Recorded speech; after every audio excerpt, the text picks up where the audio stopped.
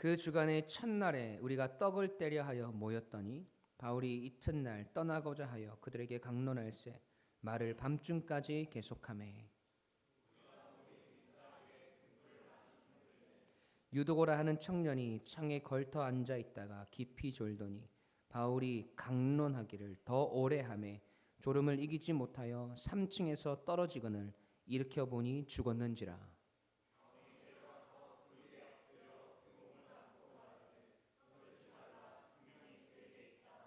올라가 떡을 떼어 먹고 오랫동안 곧 날이 새기까지 이야기하고 떠나니라.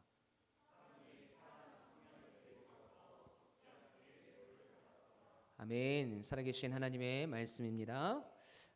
오늘은 후회 없는 사명의 길을 가다 5번째 시간입니다. 사도 바울의 3차 전도 여행을 우리가 계속해서 함께하고 있는데요. 오늘은 예배, 은혜가 덮어지는 자리라는 말씀의 제목으로 함께 은혜를 나누기 원합니다. 우리는 지난 시간 사도 바울의 이 3차 전도 여행의 여정 가운데 가장 오랜 시간이었던 이 3년여의 시간 동안 에베소에서 사역하며 복음을 전하고 가르치는 모습을 보았습니다.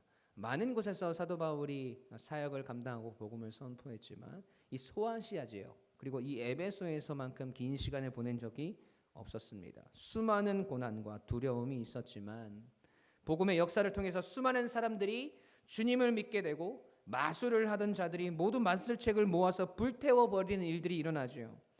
이는 사도 바울의 능력이나 바울로 인한 역사가 아니라 복음, 즉 하나님의 말씀이 역사가 되고 그 복음의 역사를 통해 일어난 놀라운 기적과도 같은 일이었음을 우리는 말씀을 통해서 확인했습니다. 복음이 능력이고 하나님의 말씀이 흥황하여졌던 현장이었다는 거죠. 그로 인해서 이 에베소에서 우상을 섬기던 많은 사람들이 더 이상 우상을 섬기지 않는 일들이 벌어지자 이 아데미 신전을 중심으로 살아가던 이 상인들에 의해서 큰 소동이 일어났습니다. 그 소동의 원인은 복음에 전파되고 역사가 일어난 후에 이로 인해서 예전과는 달리 은으로 만든 이 아데미 신상의 조각품들이 팔리지 않는 거예요. 사람들이 우상을 섬기지 않는 거죠. 이 말로는 이 아데미 여신의 위엄이 땅에 떨어졌다고 이야기하면서 사실상은 이 자신들의 이익과 이윤을 위한 고발이었고 몸부림이었습니다. 데메드리오라는 사람에 의해서 고발을 당했죠. 이로 인해서 사도 바울은 재판장에 끌려갔지만 혐의 없음으로 풀려나게 됩니다. 여러분 여기까지가 사도행전 19장의 내용이에요. 그리고 오늘 우리가 읽은 이 사도행전 20장이 시작되는데 우리가 다 읽지는 않았지만 오늘 본문 앞에 1절부터 7절까지의 내용이 이렇습니다. 이 에베소에서의 이 아데미 신상을 둘러싼 이 소동이 그친 후에 사도 바울은 마게도냐 지역으로 잠시 넘어가요. 왜냐하면 이 고린도 교회에서 일어난 문제들을 해결하기 위해서였습니다. 고린도 교회 안에서 사도 바울의 사도권에 관한 이 논란이 일어났고 그가 전한 복음까지 훼손될 수 있는 심각한 문제가 일어났기 때문이에요. 사도행전 20장 1절 말씀에 보면 이렇게 말해요. 소요가 그침에 바울은 제자들을 불러 권한 후에 작별하고 떠나 마게도냐로 가니. 아멘. 지도를 보시면서 조금 말씀을 따라오시면 더 좋을 것 같아요. 사도 바울이 마게도냐 지역을 에베소에서 여러분 지도에 보시면 가운데 보시면 에베소가 나오죠. 에베소에서 빌립보가 데살로니가 있는 마게도냐 그 지역을 거쳐 헬라 지금의 그리스 지역까지 이르게 됩니다. 그리고 고린도에서 3개월간 머물면서 문제들을 바로잡아요. 그리고 그곳에서 로마에 대한 깊은 관심을 갖고 로마에 대한 마음을 품게 됩니다. 거기서 로마에 있는 성도들에게 편지를 쓰거든요. 여러분 그 성경이 로마서예요. 그리고 바울은 수리아 지역을 거쳐서 예루살렘, 여러분 지도 오른쪽에 보시면 수리아 안디옥이 있고 맨 밑에 예루살렘이 있죠. 그래서 다시 수리아 지역을 거쳐서 배를 타고 수리아로 가서 예루살렘으로 돌아가고자 했습니다. 왜냐하면 이제 마지막으로 예루살렘 교회에 선교 보고를 하고 또 각 교회에 선교 헌금도 전해주고 로마를 거쳐서 그가 생각한 땅끝인 이 스페인까지 가서 복음을 전하고자 했기 때문이에요. 그래서 그리스에서 배를 타고 수리아에 도착을 해서 그리고 다시 수리아에서 팔레스타인 예루살렘으로 가는 이 항로를 이용하기로 했었는데 그래서 이 유월절을 이 예루살렘에서 보내고자 했단 말이죠. 그런데 이 유대인들이 고린도에 있던 유대인들이 자신을 해치려는 것을 알게 됐어요. 그래서 더 이상 배를 타고 갈 수 없는 상황이 된 거예요. 그래서 다시 자신이 돌아왔던 길을 돌아가는 마게도냐를 거쳐서 다시 육로로 예루살렘으로 가기로 결정을 한 것이죠. 그래서 다시 왔던 길을 돌아가고 있는 거예요. 그때 함께한 사람들이 있었는데 이방 교회를 대표하는 7명의 사람들이었어요. 사도행전 20장 4절에서 5절까지 말씀 함께 읽어보겠습니다. 시작. 베레아 사람 브로의 아들 소바더와 데살로니가 사람 아리스다고와 세군도와 더베 사람 가이오와 및 디모데와 아시아 사람 두기고와 드로비모라 그들은 먼저 가서 드로아에서 우리를 기다리러다. 아멘. 여러분, 이들은 각 교회, 각 지역에 있는 교회의 선교 헌금을 가지고 바울과 함께 예루살렘에 전달해 주기 위해서 사도 바울과 동행을 합니다. 이 바울은 6월절에 맞춰서 예루살렘에 갈 수 없었기 때문에 빌립보에서 한 주간 머물면서 무교절을 지켜요. 그것을 떠나서 닷새 만에 다시 드로아에 도착을 해서 일행들과 합류를 합니다. 지도를 다시 한번 보여주시겠어요? 다시 드로아에 도착을 한 것이죠. 에베소 위쪽에 보면 드로아가 있습니다. 그리고 그곳에서 일주일을 머물러요. 그 이후의 이야기가 오늘 본문의 말씀입니다. 지도를 없애주셔도 됩니다. 예루살렘으로 향하는 길에 다시 이 소아시아 지역에 다다르게 된 것이죠. 3차 전도 여행에서 가장 많은 시간을 머물면서 복음을 전했던 이 소아시아 지역에서의 시간 얼마 남지 않았습니다.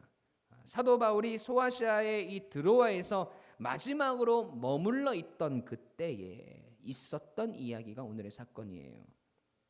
성경에서 우리는 참 다양한 사건들을 만나지만 오늘 본문의 사건은 어떤 의미에서 참으로 좀 황당하고 우스워 보이기까지 합니다. 유두고라는 한 청년이 예배 시간에 창가에서 앉아 졸다가 떨어져 죽었어요. 남의 일이 아니죠? 정신이 번쩍 드십니까? 그런데 오늘 이 사건은요, 우리가 생각하는 것처럼 야, 설교 시간에 절대 졸지 말아야겠다. 하나님의 말씀 앞에서 감히 졸다니 그러다가 유두고처럼 되지 하는 메시지를 던져주는 말씀이 아니에요. 결론적으로 보면 죽었던 유두고는 다시 살아납니다. 기적이죠. 여러분, 그렇다면 상식적으로 한번 생각해 보자고요. 여러분, 우리 눈앞에서 한 청년이 죽었습니다. 그런데 하나님의 놀라운 역사로 그 사람이 다시 살아났어요. 여러분, 그때의 우리의 반응은 어떨까요? 우리의 반응. 죽었던 사람이 우리 눈앞에서 다시 살아났어요. 우리의 반응 어떨까요? 첫 번째는 놀라겠죠. 그리고 또 한편으로는 하나님이 두려워지기 시작할 겁니다. 신앙적인 표현으로는 경외한다고 하죠. 그리고 동네방네 다니면서 오늘 우리가 경험한 기적의 사건들을 막 떠들고 다닐 거 아닙니까? 야, 죽었던 청년이 다시 살아났다고. 내가 눈앞에서 그걸 목격했다고. 그걸 우리가 선포하고 다닐 거 아니에요. 우리 눈앞에서 죽었던 사람이 다시 살아났잖아요. 이것이 상식적인 우리의 반응이란 말이죠. 그런데 오늘 말씀의 결론을 한번 보시죠. 12절 말씀이에요. 함께 읽습니다. 시작.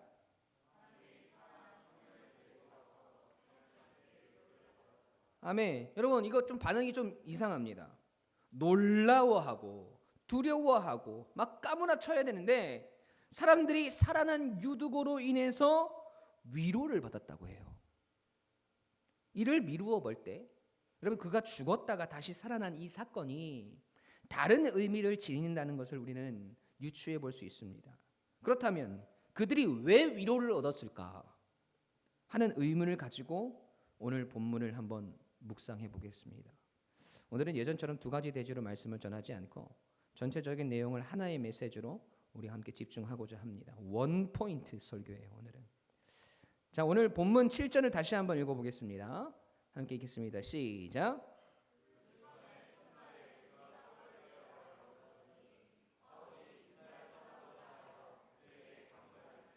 말을 밤중까지 계속하매. 아멘. 여러분 여기서 그 주간의 첫날이라는 의미는요, 주일을 말해요. 여러분 우리가 달력을 보면 우리가 말하는 주일, 일이 한 주간에 어떤 위치에 있습니까? 일주일 중에 가장 처음에 있죠. 달력을 보면 한 주간의 첫 번째 날이 주일이에요. 그 주일에 모여서 사람들이 떡을 떼려 합니다. 여기서 떡을 떼는 행위는 어떤 행위를 의미합니까? 주의 만찬을 이야기하죠. 우리를 위해 채찍에 맞으시고 십자가를 지시고 고난을 당하신 예수 그리스도의 살을 의미하는 떡과 우리를 위해서 십자가 위에서 모두 쏟으신 주님의 피를 상징하는 포도주를 마시면서 주님의 고난을 기억하고 주님의 구원의 은혜를 감사하고 기념하였던 것이죠. 여러분 이처럼 초대교회에는 매 주일 예배마다 주의 만찬을 거행했습니다. 그러니까 지금 사도 바울이 이 소아시아 지역에서 머무는 마지막 날 주일 예배를 드리면서 주의 만찬을 나누고 있는 모습이죠. 그리고 그 뒤에 말씀을 보세요.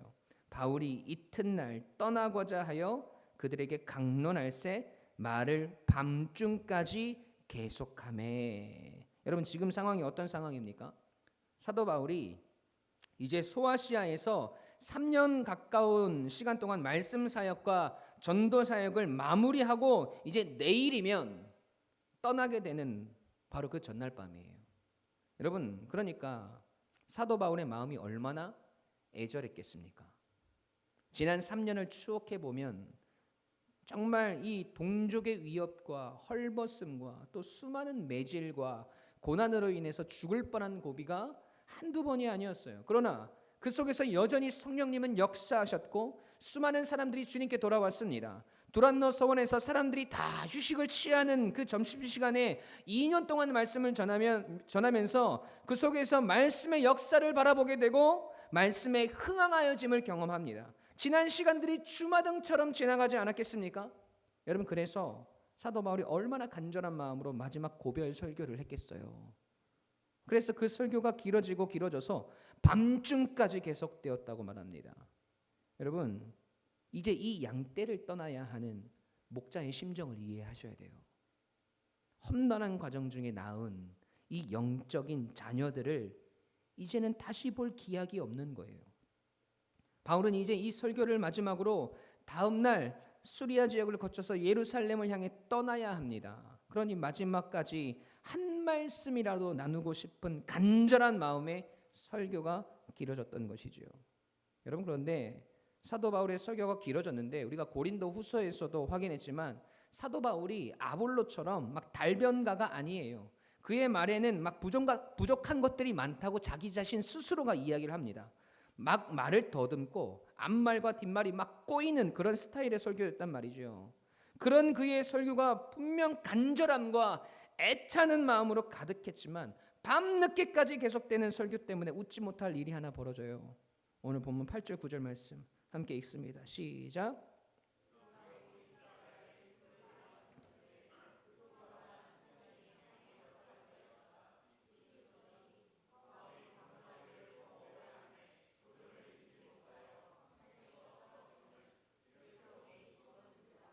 아멘. 여러분 지금까지 얘기를 듣고 역시 설교는 짧을수록 은혜가 된다.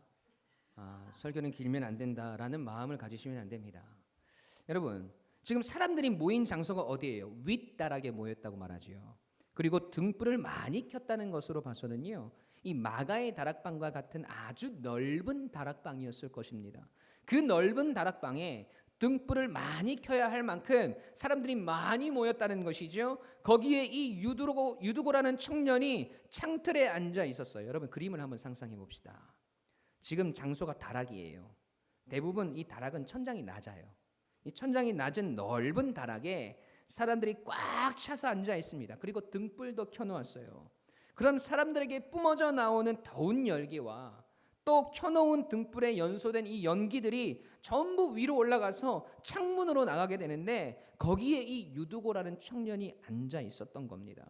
한글 번역에는 나와 있지 않지만 이 유두고라는 청년의 신분이요, 종이었어요. 종. 오늘 본문 마지막 구절에 사람들이 살아난 청년을 데리고 가서 적지 않게 위로를 받더라 할 때 이 청년이라는 단어가 헬라어로 파스라는 말입니다. 파스. 그 의미가 종, 노예의 의미예요. 종이었던 청년은 그 주일에도 충분히 자신의 일에 시달리고 왔을 겁니다. 하루 종일 메인 노예로서 일을 하다가 저녁 시간이 되어서 예배를 드리러 나왔는데, 그런데 설교도 엄청 길어질 뿐더러 사람들이 많아서 다락방 창가에 걸터 앉아 있다가 노곤해진 몸과 사람들과 등불로부터 쏟아져 나오는 열기들로 졸음을 이기지 못하고 그만 창가에서 떨어져 죽어버렸습니다. 여러분, 그 후에 일어난 일을 주목하셔야 돼요. 10절 말씀 함께 보시겠습니다. 시작. 바울이 내려가서 그 위에 엎드려 그 몸을 안고 말하되 떠들지 말라, 생명이 그에게 있다 하고. 아멘. 여러분, 설교 도중에 유두거가 창가에서 떨어져 죽은 사실을 바울이 알고 예배 중간에 유두거가 쓰러져 있는 곳으로 내려갑니다. 사람들이 이미 웅성웅성거리고 있었겠죠. 내려가 보니까 유두거가 죽었어요. 그런데 사도 바울의 행동이 이상해요. 바울이 그 시체 위에 엎드립니다. 유두거의 몸과 사도 바울의 몸이 한 몸으로 포개어져서 그를 안고 있어요. 그 모습을 보고 사람들이 웅성웅성거리기 시작했을 겁니다. 지금 뭐 하는 거야?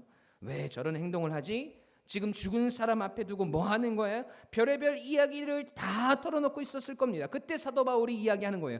떠들지 말라, 생명이 그에게 있다. 그러고는 다시 다락으로 올라가서 떡을 떼고 날이 새기까지 말씀을 나누고 바울은 떠납니다. 여러분, 그 청년이 살아났어요. 그런데 사람들이 이를 통해서 위로를 얻었단 말이죠. 여러분, 이 사건이 무엇을 의미할까요? 예배 시간에 설교를 듣다가 피곤해서 졸았는데 창가에서 떨어져 죽었던 종의 신분인 이 유도고라는 청년이 다시 살아난 사건이 왜 사람들에게 위로가 됩니까? 여러분, 이 사건이 바로 우리가 드리는 이 예배가 어떤 것이지를 보여주는 예배의 모형이기 때문에 그렇습니다. 자, 그럼 이제 제가 그 뜻을 하나하나 풀어가 보도록 하겠습니다. 오늘 본문 9절 말씀 보시죠. 함께 읽습니다. 시작.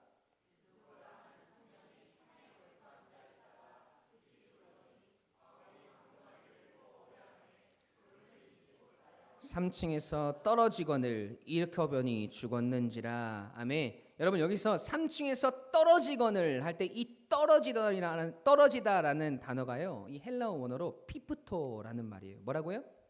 피프토. 이 단어의 뜻이 파멸하다, 절망하다, 끝나다의 뜻이에요. 그리고 10절 말씀에 바울이 내려가서 그 위에 엎드려 할 때 이 엎드리다라는 말이요, 헬라어로 에피피프토라는 말이에요. 이 피프토라는 파멸, 절망이라는 단어 앞에 에피라는 단어가 붙은 건데, 이 에피라는 단어는요, 뭐뭐 위에 더하다, 첨가하다의 뜻이 있어요. 그래서 여기서 에피피프토라는 말은 덮다, 임하다의 뜻이 됩니다. 절망이 덮어지고 파멸이 덮어지는 것을 뜻합니다. 여러분, 사도 바울을 통해서 하나님의 생명의 기운이 유두고에게 임했던, 사망 위에 생명이 임한 사건이 일어난 것이죠. 여러분, 오늘 우리가 드리는 예배가 그런 자리라는 거예요. 우리도 어쩌면 하루 종일 한 주간 동안 세상의 모든 소동으로 얽매여서 노예와 같은 삶을 살다가 근심과 슬픔과 괴로움과 갈등들을 끌어안고 예배의 자리로 나옵니다. 그러나 우리 스스로는 그것을 어찌할 수 없는 무능력한 유두고와 같은 존재들이에요. 그리고 그가 그 인생의 모습 그대로 떨어져서 죽어지고 파멸하고 절망합니다. 그렇게 끝나는 듯 보이지만 그 위에 하나님의 생명과 회복과 치유와 권능이 덮어지는 역사를 경험하게 돼요. 에피피부터 덮어지는 거예요. 우리의 인생의 절망의 그림자를 끌어안고 소동하고 그 속에 갇혀 있어도 그곳에 우리 하나님의 은혜가 덮어지면, 여러분, 우리는 다시 살아나고 다시 시작하는 역사, 회복과 치유가 일어나는 겁니다. 여러분, 이러한 역사를 매 예배 시간마다 우리가 경험해야 하는 거예요. 이 유두고라는 이름의 뜻이 여러분 행복자예요. 행복자. 이 시간 여러분이 하나님의 은혜로 덮어져서 다시 살아난 유두고로, 행복자로 다시 살아나는 시간이라는 겁니다. 여러분, 우리가 그리스도인이기 때문에 의무적으로 예배에 나오는 게 아니에요. 이 예배를 통해서 세상의 종노릇하며 세상의 모든 고초와 질고를 지고 이곳에 나와 죽어진 것 같았던 우리의 심령 가운데 하나님의 은혜가 덮어지고 하나님의 생명이 임재해서 우리가 다시 살아나는 시간인 거예요. 여러분, 그렇기 때문에 우리가 이 예배를 사모하고 예배의 자리에 나아오는 겁니다. 여러분, 예배를 통해서 우리가 다시 살아나기 때문에 예배를 통해서 우리의 모든 고초와 질고와 문제들과 아픔들로 죽어졌던 우리가, 절망하였던 우리가 하나님의 생명으로 덮어져서 다시 생명을 얻기 때문입니다. 여러분, 그래서 이 예배는 우리의 생명인 거예요.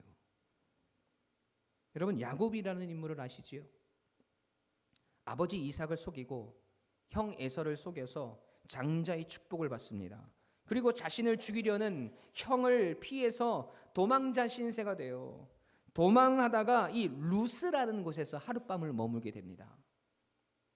그의 생애에 처음으로 부모 곁을 떠나서 아버지와 형의 분노를 피해서 정처 없이 쫓겨서 한밤중을 만났을 때, 그것도 산중턱에서 갈 바를 알지 못할 때, 그리고 지쳐 잠에 떨어졌을 그때에 이 가련한 청년의 운명에 하늘문이 열려지면서 사닥다리가 내려옵니다. 거기에서 천군 천사가 내려와요. 결국 하나님은 이 야곱의 가장 위기의 밤, 절망의 밤에 그를 만나 주셨어요. 여러분, 그것이 예배예요. 여러분, 이 루스라는 지역이 후에 베델이라는 이름으로 바뀌어집니다. 여러분, 이 베델의 뜻이 하나님의 집이에요. 하나님의 집에서 야곱은 다시 살아난 겁니다. 하나님의 집에 있어야 살 수 있는 겁니다. 하나님의 집, 그곳에 임한 하나님의 은혜와 영광이 덮어져서 야곱이 살아났고, 세상의 수고와 아픔과 고통을 안고 떨어져서 죽음의 절망으로, 파면의 절망으로 떨어졌던 유두고가 살아나는 거예요. 여러분의 인생이 혹시 위기의 밤을 만났습니까? 정처 없이 방황하고 계시나요? 인생이 갈팡질팡합니까? 삶의 소동과 문제들 속에서 유두고가 떨어진 것처럼 파멸과 절망이라고 생각하고 계시나요? 여러분, 예배의 자리로 여러분을 초청하시는 하나님의 사인입니다. 이 예배의 시간을 통해서 하나님의 은혜가 덮어지는 역사, 그리고 다시 사는 역사가 여러분에게 일어나기를 축복합니다. 이 역사를 경험하였기 때문에 유두고가 다시 살아났을 때 사람들은 위로를 얻었던 거예요. 유두고가 다시 살아난 것을 통해서 하나님께서 그들에게 보여주신 놀라운 사랑의 증표를 보면서, 아, 여전히 하나님이 우리와 함께하고 계시구나.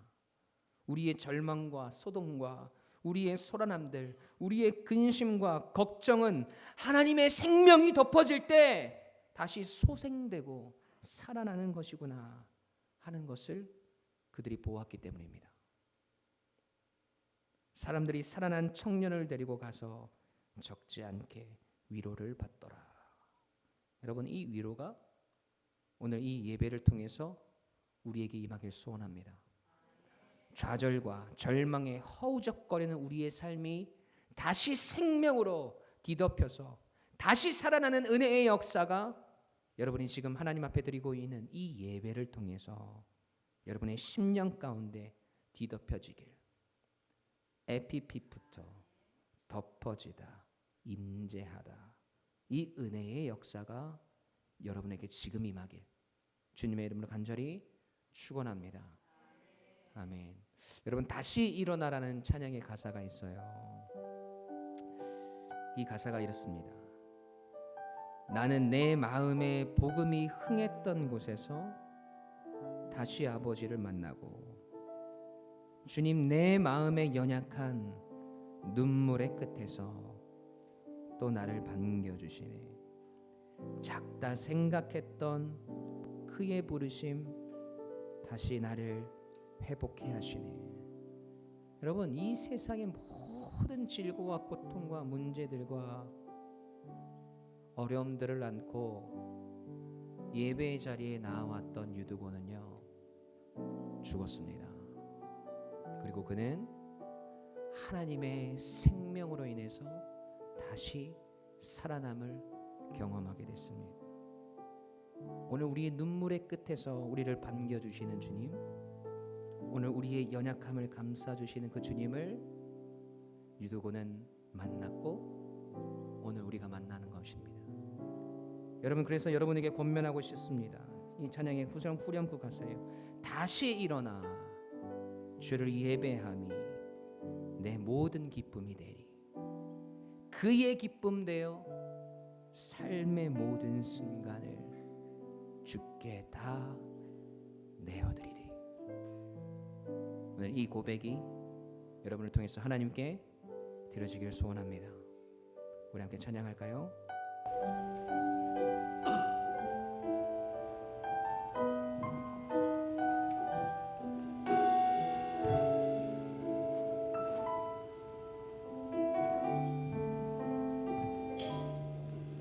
나는 내 마음의 복음이 흥했던 곳에서 다시 아버지를 만나고, 주님, 내 마음의 연약한 눈물의 끝에서 또 나를 반겨주시네. 다시 한번, 나는 내 마음의 복음이 흥했던 곳에서 다시 아버지를 만나고, 오늘 이 예배 자리에서 주님, 내 마음의 연약한 눈물의 끝에서 또 나를 반겨주시네. 작다 생각했던 그의 부르심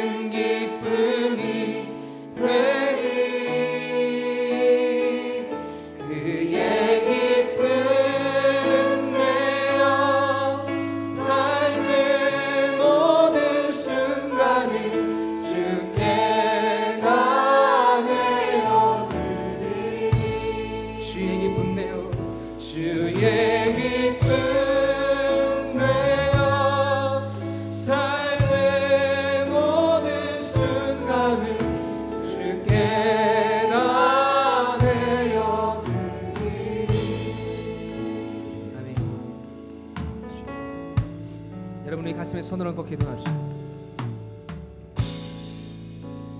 여러분, 오늘 우리가 왜 이 자리에 나와 있습니까? 오늘 왜 우리가 예배 가운데 나옵니까? 여러분, 이 예배의 자리는 인생의 파멸의 밤을 만나고 죽음의 밤을 만난, 그리고 정처 없이 방황하는 삶의 모든 소동들 가운데 힘들어하고 아파하는 그 모습 그대로 예배 가운데 나왔던 유도고가 떨어져 파멸의 길로, 절망의 길로 나아갔을 때 그 예배의 자리에서 하나님의 생명이 부어지며 하나님의 은혜가 부어질 때 다시 살아나는 역사, 다시 소생되는 역사, 그 역사를 우리가 경험하기 때문인 줄로 믿습니다. 오늘 이 예배의 자리가 그런 자리가 되어야 합니다. 하나님, 오늘 우리가 다시 살아나게 하옵소서. 유도가와 같이 삶의 모든 질고를 짊어지고 힘들어하는 그 모습 그대로 아버지 앞에 나아가는 우리의 삶, 그렇게 파멸로 절망으로 치닫는 우리의 인생이 아니라 주님으로 인해서, 하나님으로 인해서 다시 살아나는 인생, 다시 새롭게 되는 인생, 그러한 새로움들로 다시 살아남으로 이 예배당을 나서며 또 날마다 예배를 사모하는 모습들로 살아가는 우리가 되게 해달라고, 오늘 우리 이 예배의 자리로, 생명의 자리로 우리를 초청하시는 그 하나님의 뜻을 우리가 날마다 순종함으로 나아갈 수 있는 우리가 되게 해달라고, 오늘 이 시간을 통해서 우리가 다시 살아남을, 우리가 다시 소생케 됨을 경험하게 해달라고, 우리 함께 주님 앞에 간절함으로 기도하며 나가겠습니다. 기도하십시다.